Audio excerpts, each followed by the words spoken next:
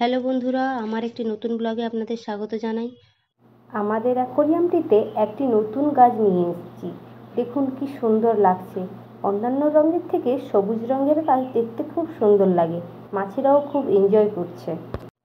এখন চলে এলাম ছাদে। দেখুন আমের বকুলগুলো থেকে ছোট ছোট আম ধরেছে। দেখেই ছোটবেলার কথা মনে পড়ে গেল। সেই ভোর থেকে উঠে লুকিয়ে আম কুড়োতে যাওয়া। লুকিয়ে কেন, সেই কথাটা পরে বলছি। যাই হোক, এখন কিছু সকালের খাবার বানাতে হবে। কিছু পরিমাণ আটা নিলাম, তাতে নুন, ময়ামের জন্য কিছু পরিমাণ সাদা তেল অ্যাড করে ভালো করে ময়াম দিচ্ছি। ময়াম দেওয়া হলে হালকা গরম জল দিয়ে ভালো করে মেখে একটা ঢাকনা দিয়ে ঢেকে দিচ্ছি। এখন বলি, আমার বাবা খুবই রাগী, তাই ছোটোবেলায় আমি ও আমার ভাই বাবাকে খুব ভয় পেতাম। ইভেন এখনও পাই, কিন্তু কম। আমরা যখন ছোট ছিলাম আমাদের বাড়ির আম গাছটিতে আম ছিল না, তাই আমরা লুকিয়ে লুকিয়ে অন্যের বাড়িতে আম কুড়োতে যেতাম। তো বাবার কাছে এটা অন্যায় বলে মনে হতো। বাবা নিজেও কোনো অন্যায় কাজ করেনি, আমাদেরকেও করতে দেয়নি। হ্যাঁ, আমার বাবার রাগ কিন্তু আগের থেকে অনেকটা কমেছে। কথা বলতে বলতে আলু কাটাও হয়ে গেল। প্রেসার কুকারে ঘুগনির জন্য আলু, মটর, স্বাদ মতো লবণ, হলুদ ও পরিমাণ মতো জল দিয়ে মিডিয়াম আঁচে উনানে বসালাম। আর একদিকে লুচিগুলোকে ভাজতে লাগলাম। কি দারুণ ফুলছে লুচিগুলো। ময়দার জিনিস আমার এতটাও ভালো লাগে না, আটার লুচিটাই ভালো লাগে। আটার লুচিটা খেলে শরীরটাও ভালো থাকে। আটার লুচিগুলো খুব টেস্টও হয়, দারুণ খেতে লাগে।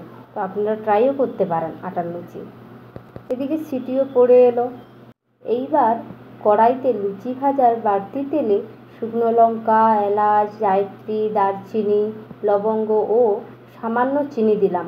চিনি দিলে রঙটা খুব সুন্দর হয়। তারপরে পেঁয়াজ দিয়ে একটু লবণ দিলাম, যাতে ভালোভাবে পেঁয়াজটা গলে যায়।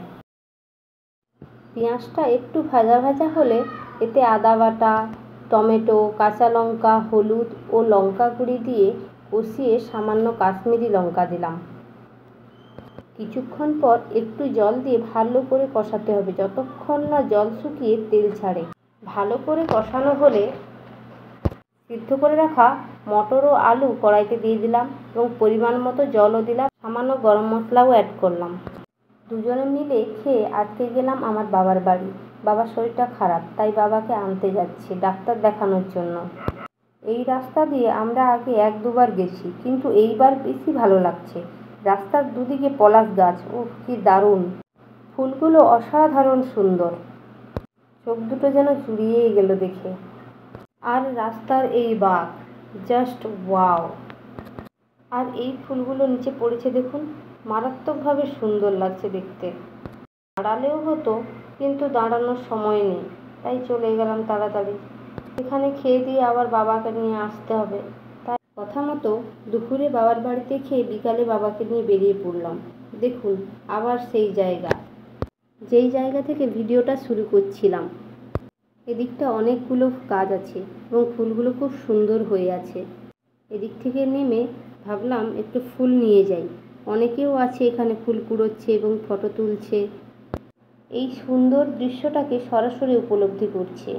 ও প্রথমে কিছু ফুল ফেলার চেষ্টা করলো, কিন্তু হলো না, তাই বাবাও লেগে পড়ল। আর ওই দিকটাতে আমার যেতে খুব ইচ্ছা করছে, কিন্তু যাওয়ার কোনো উপায় নেই। বাবা আর ও মিলে কিছু ফুল পেড়ে নিল। আর এই ফুলগুলি কার কার ভালো লাগে কমেন্টে অবশ্যই জানিও। আর ওই সূর্য মামা তার বাড়ি যাচ্ছে, এবার আমাদেরও যেতে হবে। আজকের ভিডিওটা এই পর্যন্ত, দেখা হবে অন্য একটি ভিডিওতে। যদি ভিডিওটি ভালো লাগে একটি লাইক করবেন, কমেন্ট করবেন এবং বন্ধুদের মধ্যে শেয়ার করবেন। আর সাবস্ক্রাইব করে আমাদের পাশে থাকবেন। ভালো থাকবেন, ধন্যবাদ।